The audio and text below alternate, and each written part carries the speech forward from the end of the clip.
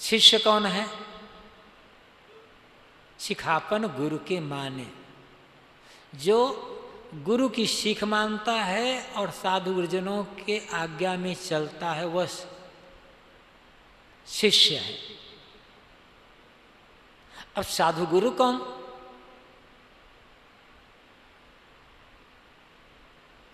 साहब इस पंक्ति में बताते हैं, सत्य भेष सतरहन साधु की, जिसका वेश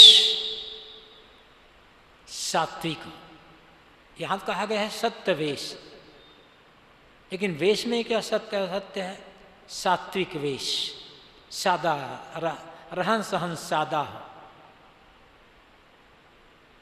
सात्विक वेश, जो तड़क भड़क न करता हो। तमाम साधु ऐसे होते हैं, कितने तड़क भड़क, कितने माला, कितने हाथ में उसमें क्या क्या पहने रहते हैं। दिखावे की आवश्यकता नहीं है, सहजता होनी चाहिए।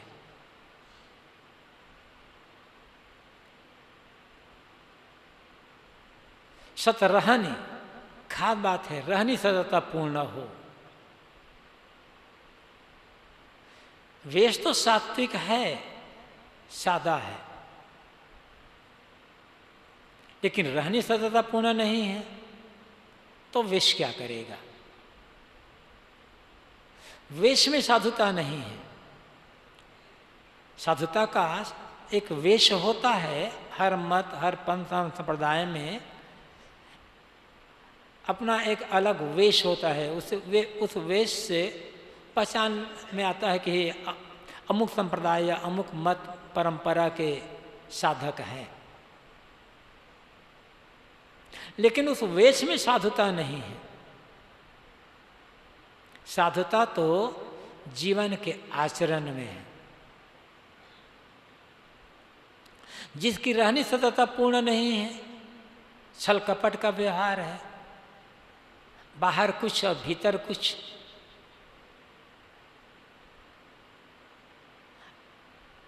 ये साधुता काम नहीं आएगी। मुख कछु और हृदय कछु आना, सपने हो काहु मोहि नहीं जाना। इस सदगुरु कबीर कहते हैं, जिसके मुख में कुछ और है, हृदय में कुछ और है, ऐसा व्यक्ति सपने में भी सत्य को, आत्म तत्व को, परमात्मा तत्व को, अध्यात्म को समझ नहीं सकता। मुख में तो, वाणी से तो त्याग वैराग की बात है, संयम साधना की बात, और अंदर में लोभ मोह, जहाँ जाऊँ अधिक से अधिक पूजा मिले, सम्मान मिले, प्रतिष्ठा मिले, सुविधा मिले, खाने पीने को मिले, सब लोग मुझे ही बड़ा माने, तो इससे कल्याण थोड़े होने वाला है।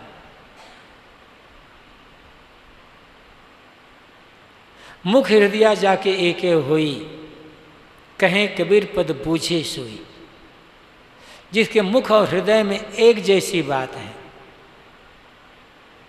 वह सत्य पद को, आत्म पद को, परमात्मा पद को समझ सकता है।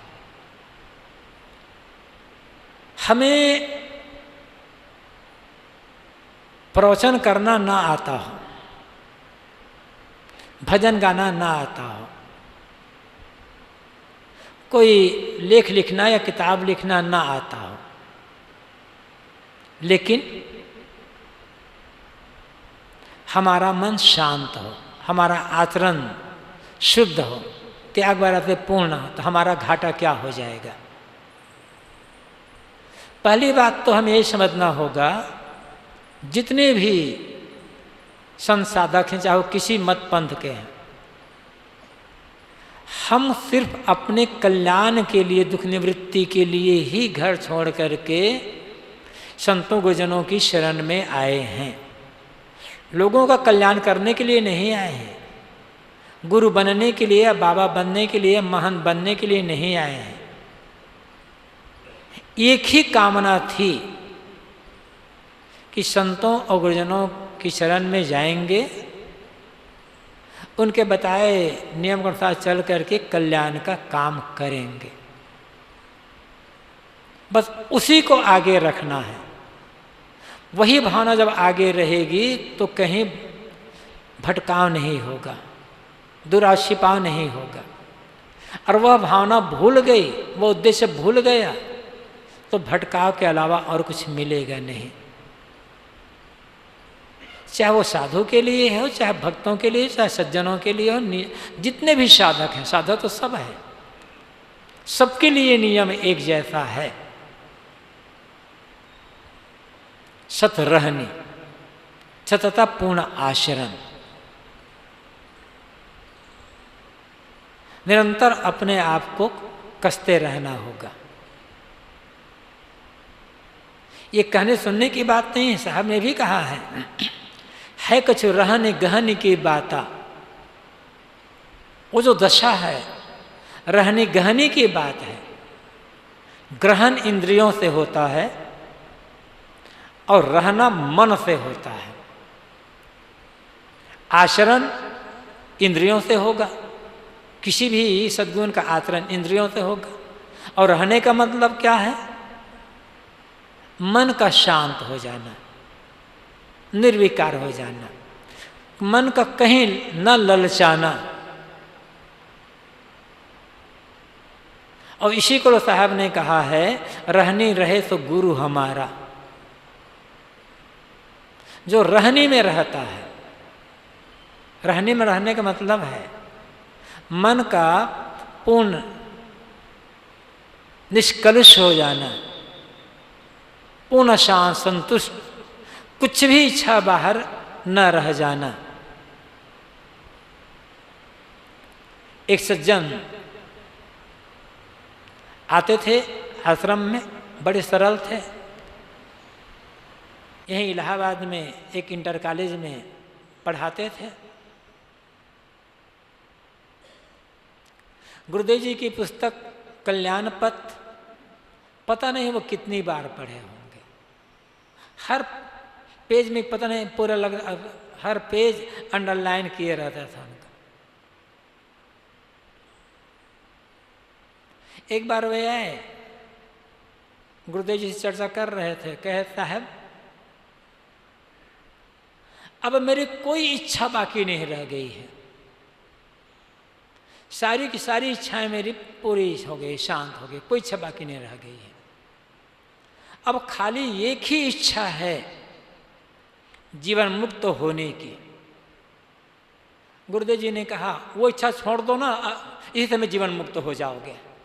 वो भी इच्छा नहीं करना है। मतलब क्या है? मन जब पूरे तरह शांत हो गया तो जीवन मुक्त होने की इच्छा करने की क्या जरूरत है? वो तो रहने की बात है। इच्छा नहीं करना है, उस रहने में, उस आचरण में चलना है। उसी के लिए साहब ने कहा है, रहनी रहे तो गुरु हमारा, हम रहने के साथी। जिसका भी मन पूर्ण आत्मलीन है, आत्मसंतुष्ट है, साहब कबीर साहब कहते हैं वो मेरा साथी है। कोई भी व्यक्ति कबीर साहब का साथी हो सकता है। भले कबीर साहब का शरीर छूटे आज से 550 साल पहले हो गया है। हम मानते हैं, कबीर पंथ में माना जाता है कि 1500 कहीं कहीं कोई 1518 कहते हैं या 1519 कहते हैं, ये तो 2019 है।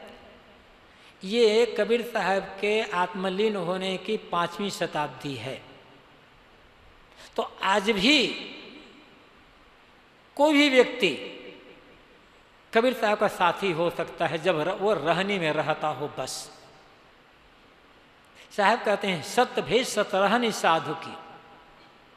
साधु का वेश सात्विकता पूर्ण होना चाहिए, तड़क भड़क दिखावा से रहित, और उसकी रहनी सतता से पूर्ण। किसके लिए छल, किसके लिए कपट, किसके लिए झूठ? जिन चीज़ों के लिए, जिस मान महंती के लिए, जिस रुपये पैसे के लिए हम झूठ का व्यवहार करते हैं, उनमें से साथ रहने वाला कौन है? किससे हमारा नित्य का संबंध है? नित्य का संबंध हमारा हमसे है, केवल अपने आप से, वो कभी छूटने वाला नहीं है।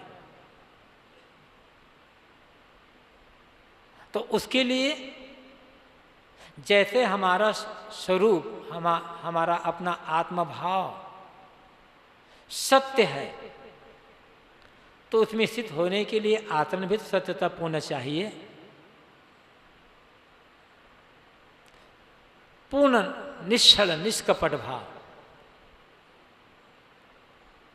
ऐसे जो संत हैं, सदगुरु कहते हैं संत दरस अविकारी, ऐसे निर्मल रहने से संपन्न जो संत हैं, गुरुजन हैं, उनके दर्शन मात्र से हमारा मन निर्विकार होता है, मन के विकार घटते हैं।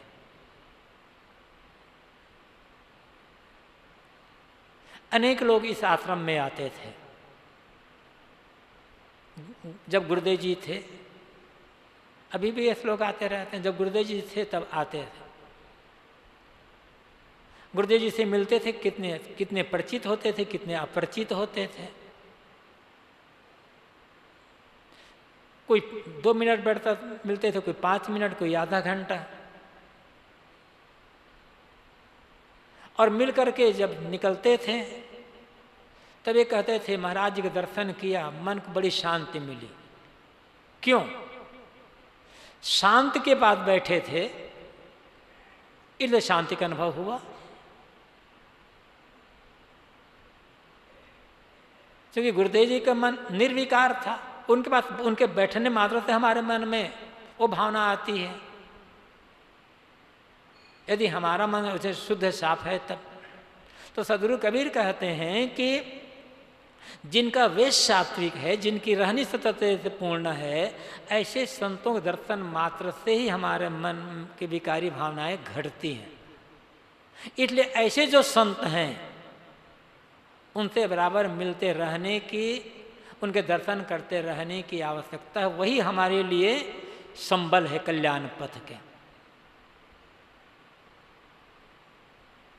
ते अधिकारी गुरु पारक के निर्जीव धोख निवारी। गुरु पारक अधिकारी कौन? पारक तो जीव का स्वरूप है। हर जीव में परक की शक्ति है, लेकिन वो शक्ति दबी हुई है, हम उसको भूल गए हैं। तो गुरु पारक अधिकारी कौन होगा? गुरु का जो ज्ञान है, गुरु का आत्मज्ञान, आत्मबोध, उसका अधिकारी कौन होगा? निर्जीव धोख निवारी, जिसके मन से निर्जीव का धोखा मिट गया है। अब निर्जीव को हम 2 ढंग से समझ सकते हैं। शरीर से लेकर संसार तक जहां कुछ हमारे नजरों के सामने हैं, इंद्रियों से हम जो कुछ ग्रहण करते हैं, सब निर्जीव है। शरीर भी तो निर्जीव है, इसमें जीव है इसलिए सजीव लगता है। मिट्टी पानी आग हवा, इनसे बना शरीर, मिट्टी पानी आग हवा तो निर्जीव है, और निर्जीव तत्वों से बना हुआ पदार्थ निर्जीव ही होगा।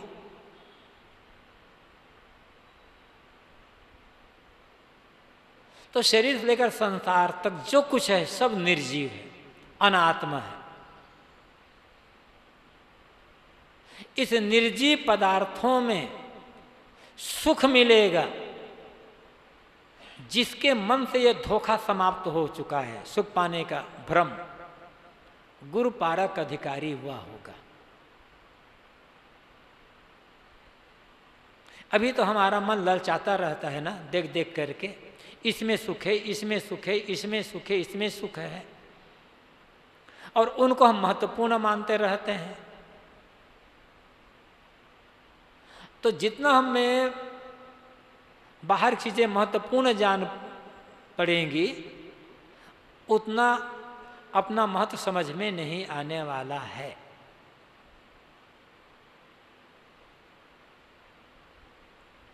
बाहर की चीजें जितनी मूल्यहीन समझ में आएगी, महत्वहीन समझ में आएगी, उधर से मन जितना उदास होता जाएगा उतना अपना मूल्य, अपना महत्व समझ में आता जाएगा। बाहर चीजें मूल्यवान हैं व्यवहार के अर्थ में, सेवा के लिए। व्यवहार और परमार्थ का क्षेत्र अलग अलग है। व्यवहार में जो चीज जैसी है उसको उस ढंग से मूल्य देना होगा, महत्व देना होगा, अन्यथा व्यवहार चल नहीं पाएगा। लेकिन बात यहां पर है अध्यात्म की, दुख निवृत्ति की। उच्चतम दशा है गुरु पारक, कल्याण पद, मोक्ष पद, परमात्मा पद, ब्रह्म पद, निर्वाण पद, कैवल्य पद, कुछ भी पद का अभ्यास कर ले, उसका अधिकारी कौन होगा? निर्जीव का धोखा जिसके मन से मिट चुका होगा। धोखा मिटने का मतलब मोह मिटना। मोह ही तो धोखा का कारण बनता है, मोह ही नहीं तो धोखा क्यों होगा?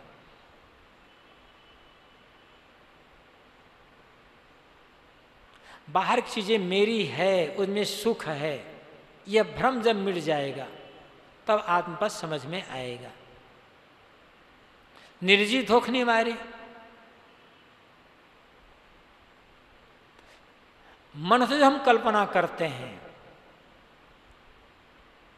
हमारा परमात्मा, हमारा मोक्ष, हमारे आत्मा का धाम बाहर है।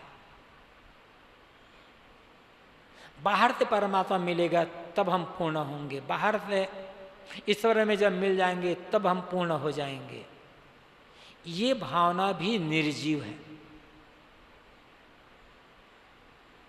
और ये धोखा मिटना बहुत मुश्किल है।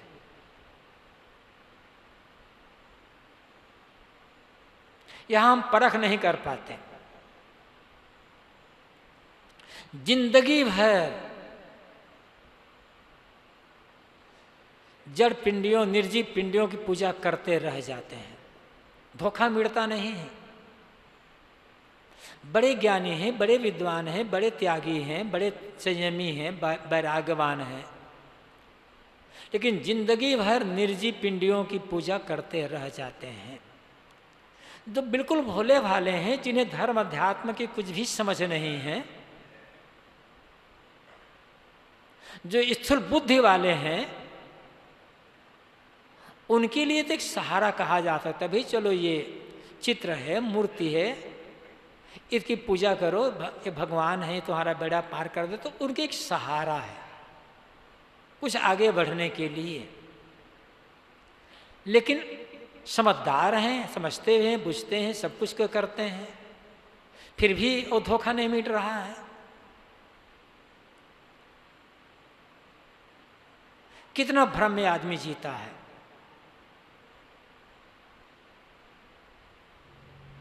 किसी को हम कह दें एक बढ़िया से सुंदर मूर्ति हो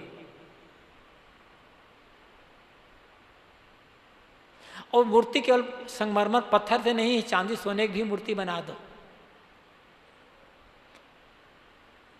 किसी को कह दो तुम खेती करना चाहते हो ना, जाओ ये सुंदर बैल है कि मूर्ति है, इसे ले जाओ, ये तुम्हारा खेत जोतेगा। विश्वास नहीं करेगा। किसी को बच्चा पैदा ना हो रहा हो, सोने का बालक की मूर्ति बनाकर दे दो, जाओ तुम्हारा बच्चा नहीं, ये तुम्हारा बच्चा, इसको खूब प्यार करो, तुम्हारे बुढ़ापा में खूब सेवा करेगा। विश्वास नहीं करेगा। सुंदर से सुंदर चित्र बने हुए हों, एकदम स्वस्थ युवक, किसी को कह दो तुम्हारी बेटी की शादी नहीं हो रही है, देखो ये सुंदर युवक चित्र है, ये भावना करो, इसे शादी कर दो, बहुत सुंदर। विश्वास नहीं करेगा। लेकिन कह दो ये जो चित्र है ना, भगवान का पूजा करो, तुम्हारा बेड़ा पार कर देगा। हाँ, अब हो सकता है, वहां विश्वास कर लेगा। कागज के बैल पर विश्वास नहीं है, कागज के बेटे पर विश्वास नहीं है, कागज की पत्नी पर विश्वास नहीं है, कागज के पति पर विश्वास नहीं है, कागज के माँ बाप पर विश्वास नहीं, कागज के भगवान पर विश्वास है। बात कठोर है। पत्थर के बेटे पर विश्वास नहीं है, पत्थर की बेटी पर विश्वास नहीं, पत्थर की पत्नी पर, पत्थर के पति पर, पत्थर माँ बाप पर विश्वास नहीं, पत्थर के गुरु पर विश्वास नहीं, लेकिन पत्थर के भगवान पर विश्वास है। ये धोखा जब तक नहीं मिटेगा, सत्य पद को, कल्याण पद को, ब्रह्म पद को कभी समझ नहीं सकते हो। और इस धोखा में कितने लोग पड़े हुए हैं।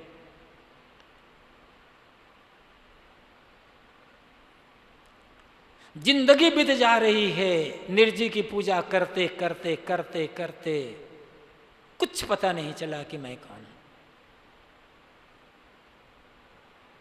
ते अधिकारी गुरु पारक के निर्जी धोख निवारी। सदगुरु कहते हैं गुरु पारक का अधिकारी, श्रेष्ठ आत्मज्ञान का अधिकारी, ब्रह्म ज्ञान का अधिकारी, कैवल्य पद का अधिकारी कौन हो सकता है? जिसके मन से निर्जीव का धोखा पूरी तरह से मिट चुका है, चाहे वह स्थूल जड़ पदार्थ हो, चाहे उसे कुछ और भी हम कह लें।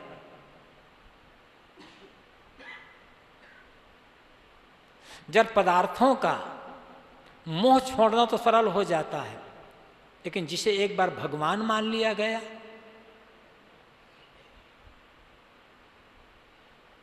उसका मोह छोड़ना कठिन हो जाता है। कहा तो ये जाता है,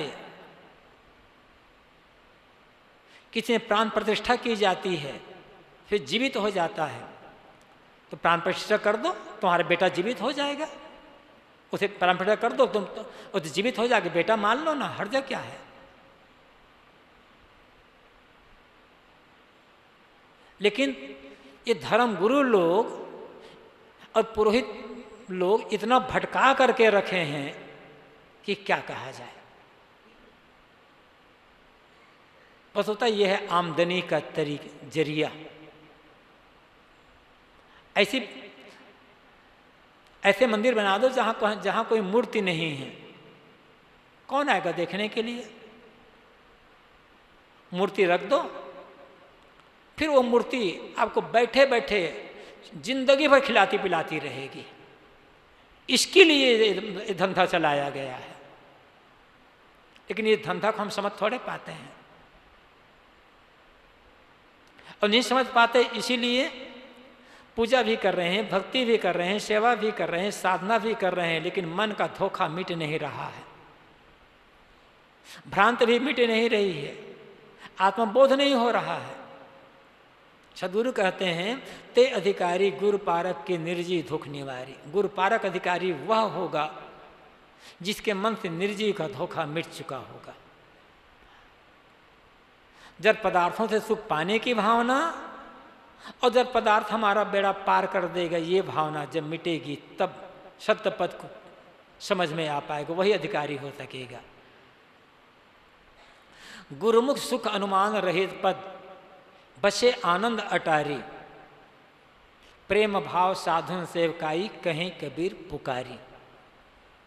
गुरुमुख सुख अनुमान रहित पद, गुरुमुख का जो सुख है वह अनुमान रहित पद है, उसमें कोई अनुमान कल्पना की बात नहीं है।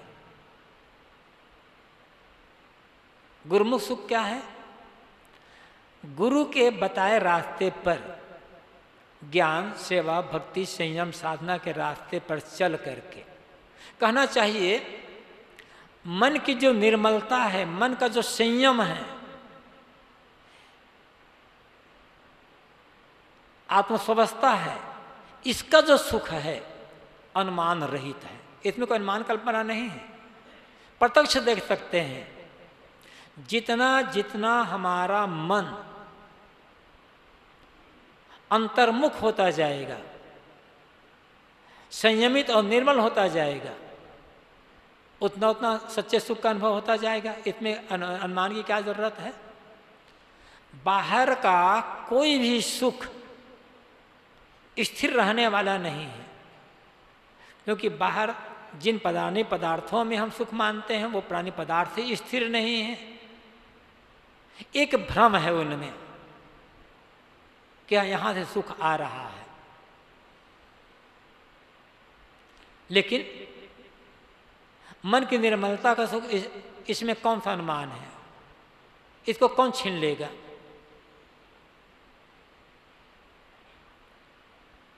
इसको तो कोई भी अनुभव कर सकता है ना। लेकिन इस दिशा में हमारी प्रगति नहीं होती है। हम तो मन इंद्रियों को तेजना को ही सुख मानते हैं, और सुख मानते क्या हैं? एक भ्रम में जिंदगी भर पड़े रह जाते हैं। जिस सुख की कल्पना थी उस सुख का अनुभव होता नहीं है। तो गुरुमुख सुख अनुमान रहित पद, अनुमान रहित, जहाँ अनुमान नहीं, कोई कल्पना नहीं, कोई भ्रांति नहीं, कोई धोखा नहीं है, वह सुख है मन के अंतर्मुक्ता का, मन की निर्मलता का, आत्मस्वस्थता का, निष्कामता का। बसे आनंद अटारी, आनंद की अटारी पर कौन निवास करेगा? जिसके बाहर से अनुमान कल्पना सब कुछ समाप्त है।